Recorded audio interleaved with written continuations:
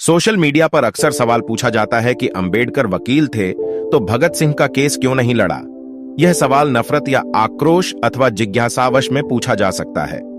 सवाल प्रथम दृष्टया उचित लगता है, परंतु अक्सर इसका मकसद दुष्प्रचार होता है।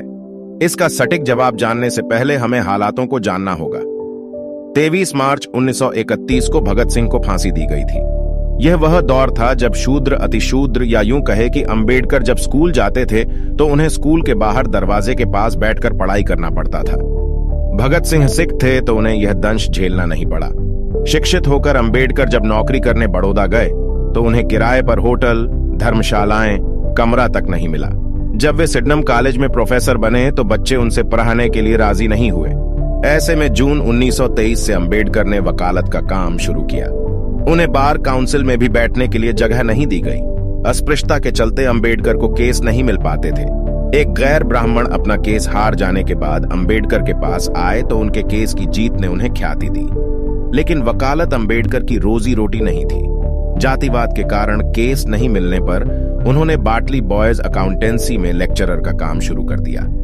यह वह दौर था जहां किसी अछूत के छूने भर से हिंदुओं का धर्म भ्रष्ट हो जाता था।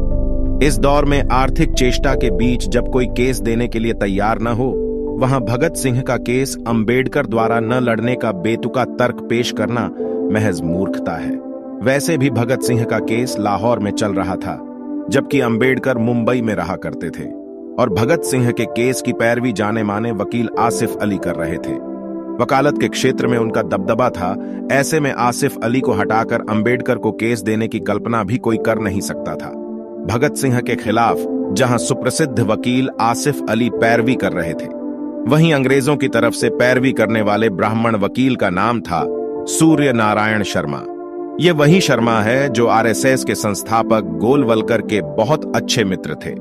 याद रहे कि अंबेडकर ने 150 वर्षों की अंग्रेजों की राजनीतिक गुलामी के मुकाबले में 2500 वर्ष से भी अधिक की सामाजिक गुलामी को नष्ट करने के लिए अपना जीवन न्योछावर कर दिया। ऐसे में आजादी की लड़ाई को लेकर जहां क्रांतिकारियों का नाम गर्व से लिया जाता है, वहीं सामाजिक आजादी के लिए सर्वश्रेष्ठ स्थान पर अंबेडकर का नाम अभिमान के साथ लिया जाता है। जिस समय संपूर्ण देश में एकमात्र अछूत वकील के तौर पर अंबेडकर की पहचान थी, तब भी उन्हें केस नहीं मिल पाए।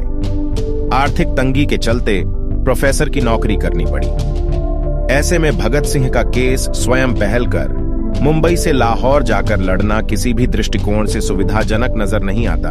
यदि केस लड़ना भी चाहे तो मशहूर वकील आसिफ अली से केस वापस लेकर अंबेडकर को सौंपने का कोई तार्किक मुद्दा नजर नहीं आता।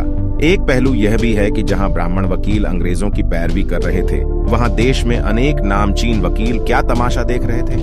जबकि वर्ष 2013 में पाकिस्तान के वकील इम्तियाज कुरैशी ने भगत सिंह की केस को दोबारा खुलवाया।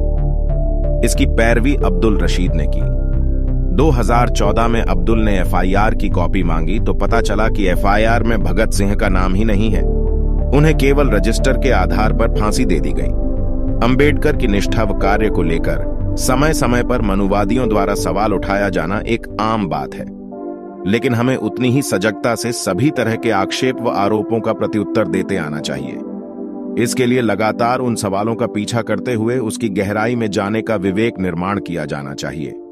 सवाल भले ही बचकाने हो, लेकिन उसे पूछने वाले व्यक्ति का मकसद यदि अंबेडकर के चरित्र पर हनन का हो तो हमें चुप रहकर सवालों से मुंह मोड़ लेना ठीक नहीं। अंबेडकर के लिए अंग्रेजों की 150 वर्ष की गुलामी से कहीं अधिक जरूरी मुद्दा था 2500 वर्ष की सामाजिक व वर्ण व्यवस्था से उपजी जातीयवादी गुलामी को समाप्त करना। अत्यंत जरूरी लड़ाई उन्होंने लड़ी। दोस्तों, यही कारण था अंबेडकर ने भगत सिंह का केस न लड़ने का।